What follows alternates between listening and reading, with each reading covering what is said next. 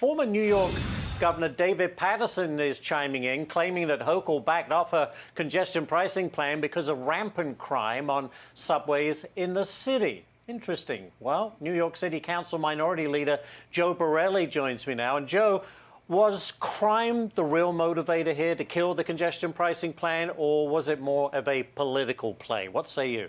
Well, look, politics was certainly a motivating factor, but that doesn't mean that the governor misread the tea leaves in any way.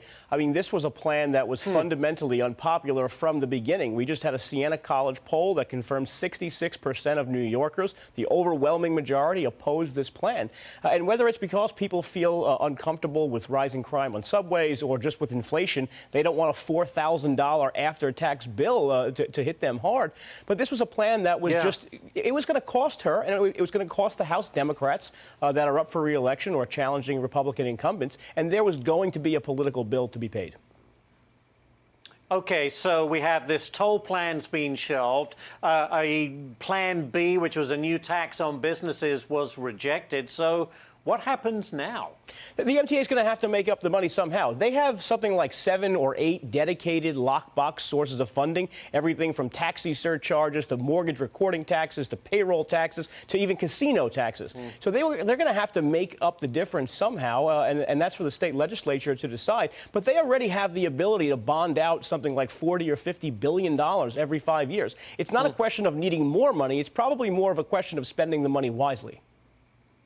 Yeah, what they do with it. All right, I want to get to this issue. It's interesting. A plan in New York City to basically convert empty office buildings into residential units. Supporters say it's going to help solve the city's housing crisis and help address the number of empty office buildings there are. But the city council is being accused of standing in the way. What's the big issue with this plan?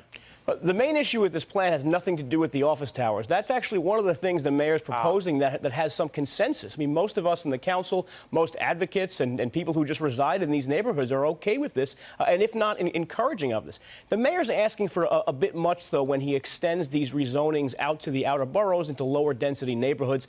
You know, he wants things like accessory dwelling units, which are basically, you know, people living in tree houses. Everybody likes to watch Happy Days, but no one really wants Fonzie and his whole family living above your neighbor's garage if you live in a low-density part of the city. So the mayor's facing some political headwinds from the rest of the city, but this is one of those things he could pass right now. If it was a standalone vote, we would all support it. It would not do much to address some of the economic realities of why people can't build housing in this city, but it is a great start.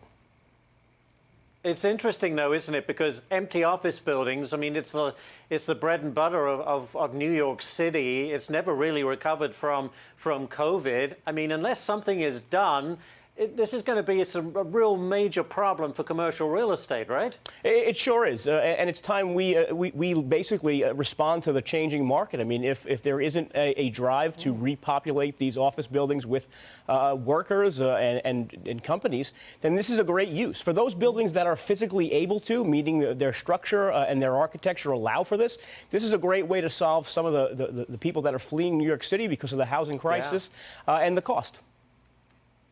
Exactly. We'll have to leave it there. But Joe Borelli, good stuff as always. Thank you. Fascinating stuff, really. Thank you.